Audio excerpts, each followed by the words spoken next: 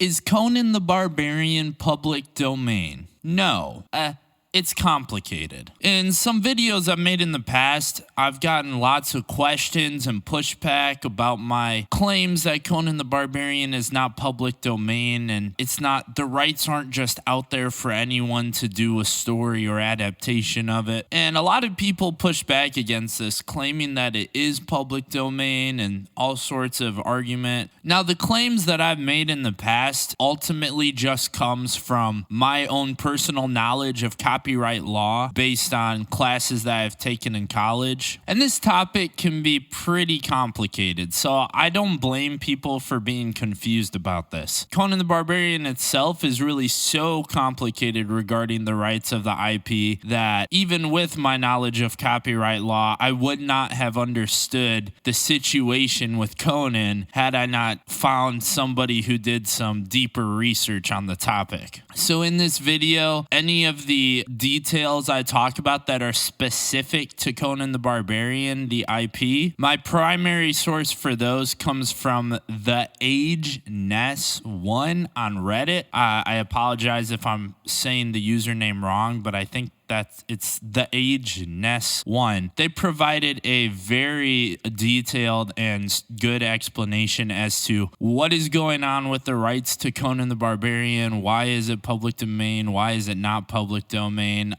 They put this in the Conan the Barbarian subreddit, commenting on a post of somebody asking what the deal was with the copyright for Conan. So that's my primary source for a lot of this information, and they listed their source from a Wikipedia page as well. Generally speaking, copyright in America works like this. Works published between 1923 and 1977, the copyright term for these is 95 years from publication, if the copyright is properly renewed. Conan the Barbarian, the majority of all of Robert E. Howard's stories and characters and everything fall into this timeline, 1923 to 1977. So that would suggest that it would have 95 years from the date of publication to become public domain. If the first Conan story, The Phoenix and the Sword, was published in 1932, then that would suggest that the first Conan story, The Phoenix and the Sword, is not actually public domain until next year, 2027. That would be 95 years from date of publication. Now, things get a little complicated, and we'll get into this, but some of you might already be confused, thinking, wait a minute, 2027, I thought some of these were already in public domain. Well, this is where it starts to get a little complicated, because you see, every single country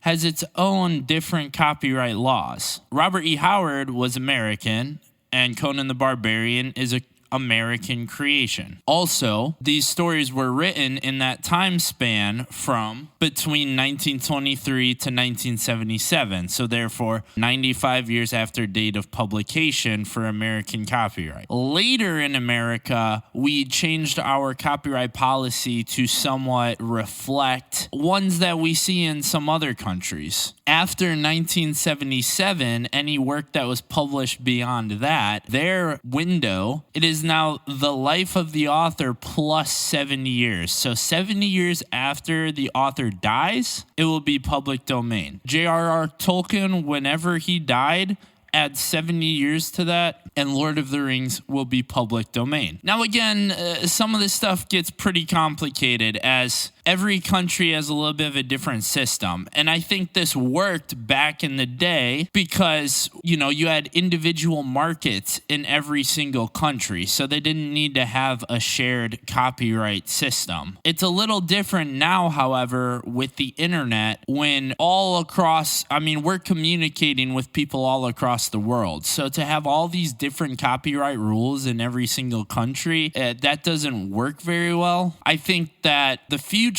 in this regard is to either have strict copyright rules that are universal for the entire globe that all countries recognize. Now, this would be a challenge because you would have to get countries like China, who notoriously rip off our IPs, to abide by these rules. Or you would just have to forget it. You just have have to say, okay, whatever, anyone can make anything. And the latter might honestly be the future, because as we move into these times where independent creators are having an easier and easier time creating products that are just as good and high quality as the big name companies. If we look at the video game industry, for example, the independent indie games now are becoming just as good, if not better, as the AAA games. And we're seeing this with music, writing, film, everything. It's not unique to specifically like literature or video games or anything like that. And don't worry, guys, we'll get into this discussion more in just a second, but since I'm talking about independent creators, now's the perfect time to advertise my novel, Wrath of Torak. This is the second fantasy novel I've written, and as you can see, it's pretty high quality in appearance. Now, this is a self-published novel, so I am an independent author that is not on a major publisher, and yeah, I created this product to be almost as high quality as a majorly published book by one of the big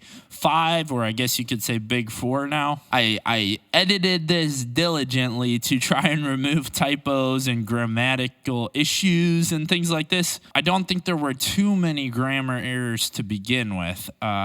Regardless, if you're a fan of Conan the Barbarian, Wrath of Torak is a sword and sorcery tale that feels like Conan the Barbarian, but with an original character in an original world, with an original story.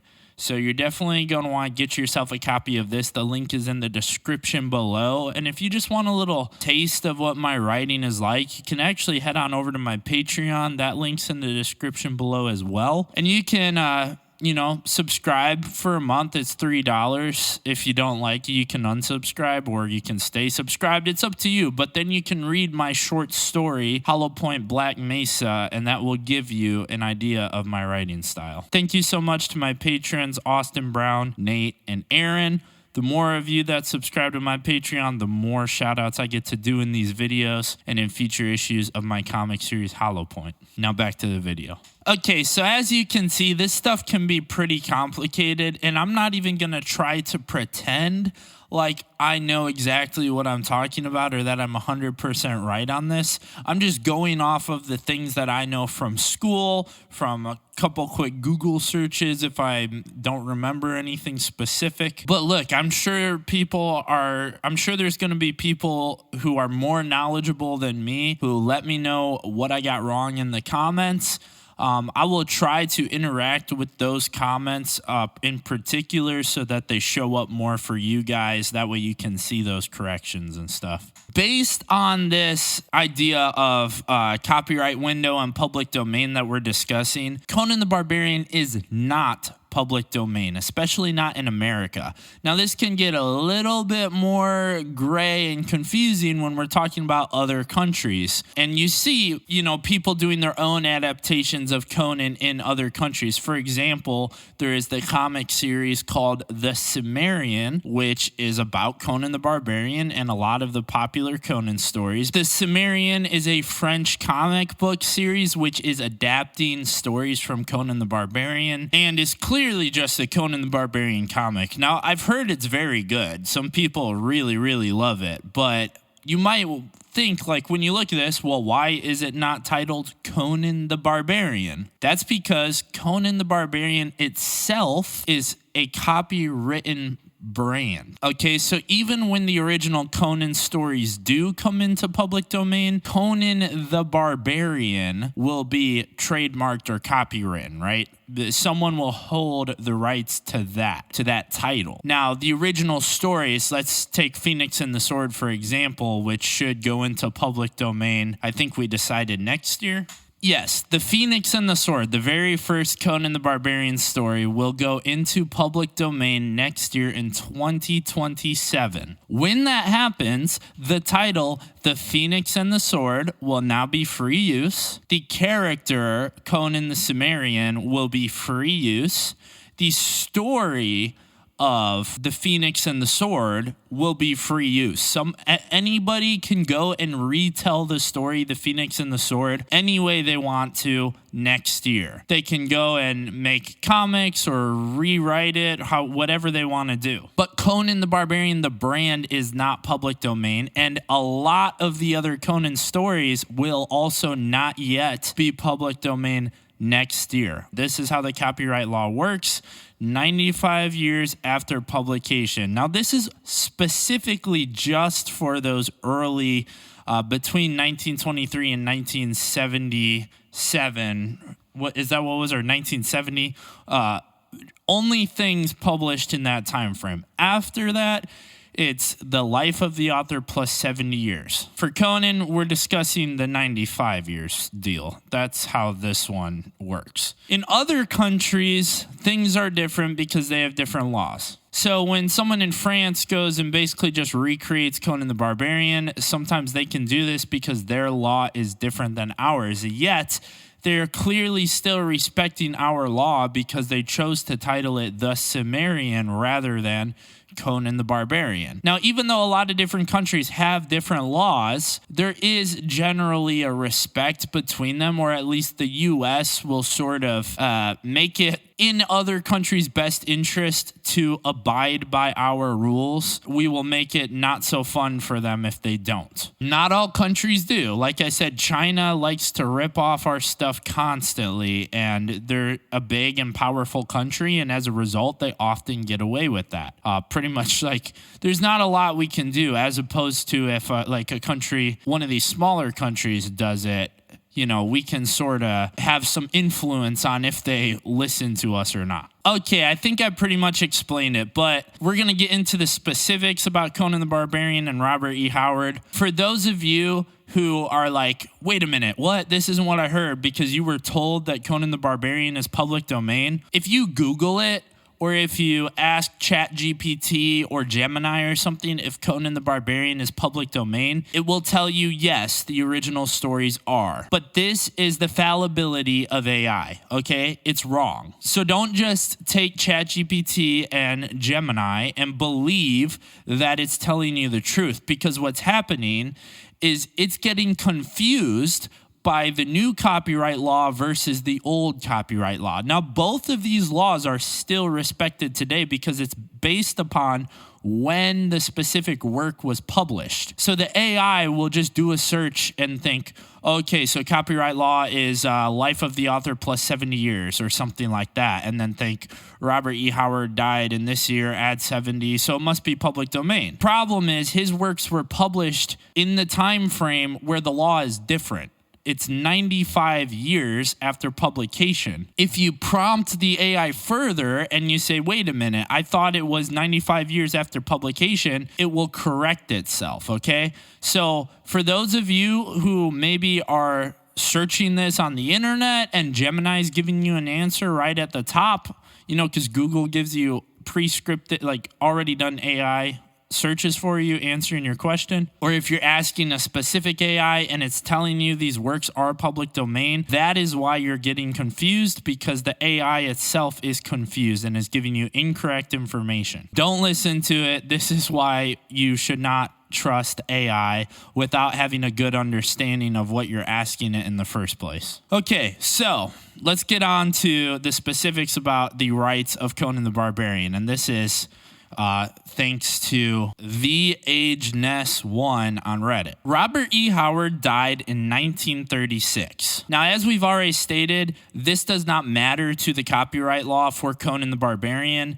because it was written before that was in place, okay? So that it doesn't matter when Robert E. Howard died. All that matters is Conan the Barbarian published and then 95 years after that date. However, when Robert E. Howard died, the rights were transferred to his father, Dr. Howard. When Dr. Howard died, he didn't have any other children. Robert E. Howard was an only child. Because of this, his estate was left to his business partner, Dr. Kui Kendall. I might be pronouncing that wrong, but it's Kui Kendall. This is where things start to get crazy because the rights to Conan the Barbarian were then passed down through the Kui Kendall family for years, and Glenn Lord represented them as their literary agent. Now, this is where L. Sprague de Camp comes into play. According to the Age Ness 1 on Reddit, L. Sprague de Camp never purchased the rights to Conan the Barbarian. But due to the heavy amount of editing he did to a lot of these stories, he tried to assert ownership over them. Essentially sort of trying to make the claim that it's been so edited that it becomes somehow his works. Now, if you read these novels, a lot of these are strongly still Robert E. Howard's stuff with just additions and edits from L. Sprague du Camp and Lynn Carter. Now, this led to a series of lawsuits that were settled in 1970. That led to the separation of all the Robert E. Howard characters into their own little companies. So you have Conan Properties, Inc., Cull Properties, Red Sonja, etc. Come the 1990s, a man named Jack Baum and his brother, these were cousins of the Kui Kendalls, they created an LLC called Robert E. Howard LLC, Robert E. Howard Properties LLC. And this consolidated all of Howard's characters. The only exception to this was Red Sonja, which is still owned by another company. In the 2000s, a company called Paradox bought the rights from the Bombs. And of course, Conan was at one point owned by Stan Lee as well, but that's a whole nother topic. Now, Paradox did a lot of the work of keeping Conan the Barbarian as a prominent cultural figure. They worked a lot to get unedited stories by Robert E. Howard into print and were instrumental in getting the Robert E. Howard Foundation created. Paradox also got the Dark Horse Conan the Barbarian comic line going and the Age of Conan MMO, which I made a very negative video about a week ago. My opinions have since changed on that, and I'm going to be doing a new video in the future, but we'll get to that when it gets there. They also were a big factor in getting Conan Exiles made as well. Now, the Age 1 Ness explains that the man Fred Malmberg, who owned the company Paradox, he explains how Fred was very impactful to Conan as a whole. Yes, he had a few misses like the 2011 movie and such, but a lot of the work that he did went to keep Conan relevant culturally. Until we had a lot of these unedited Howard stories in print, the only thing fans had to go off of was these novelizations by L. Sprague de Camp and Lynn Carter, which were heavily edited. Now, this is how we end up to where we're at today, as the company Funcom, who made the Age of Conan game, Conan Exiles, actually went on to purchase the rights to Conan the Barbarian. Funcom is owned by a very well-known Chinese company called Tencent, and there might be some controversial opinions on this company, but they've also done a lot of very popular games and whatnot. So, they might be doing better than a lot of American companies, to be totally honest. And they're still keeping Conan the Barbarian relevant culturally with things like the new Titan comics, etc. Now, the Age Ness 1 goes on to say that the public domain aspect of all this is complicated and that some of the original Conan stories are in public domain. This is not true. They are not in public domain yet for the reasons I explained in the start of this video. But then he also goes on to talk about Trademark and the Conan the Barbarian title and logo and things like that, which I also discussed a lot in the introduction of this video. So hopefully that helps you guys understand a little better what's going on with Conan the Barbarian as far as it being in public domain or not. Again, the first story, The Phoenix and the Sword, will enter public domain next year. So it's not not even the first story is public domain yet. This stuff can be very confusing, and I'm sure it's still confusing. And like I said, I'm sure there's a lot of people who know more about this than me. Feel free to correct me in the comments, because I would not be surprised if I've made some mistakes here. This can be very complicated, but the Age 1 Nest provided a lot of the Age Nest 1 on Reddit. Thank you so much to them, because they provided a lot of necessary information for this video. However, even they still got the public domain stuff incorrect by my understanding, because it's not life of the author plus 70 years for Conan the Barbarian. It's actually 95 years after publication date. But hopefully this helped you guys. It really is a complicated mess. In the future, we will probably get a lot of fan-made Conan content. We already are starting to get a lot of that, because it's not, being super gate-kept the way that something like Star Wars is. And that can be a good thing or a bad thing. I mean, we'll probably get a lot of terrible fan-made stuff, and we'll probably get a lot of really, really good fan-made stuff. So it just is the nature of the beast. It is just what's happening. But aside from that, guys, that's pretty much what I've got for the video today. I hope this helped you out to understand some of this a little better. Thank you guys so much for watching. Buy Crom if you're a fan of Conan. Hit the subscribe button and hit like if this video helped you understand the Conan the Barbarian rights and public domain situation a little better. Aside from that, guys, I'll see you in the next video.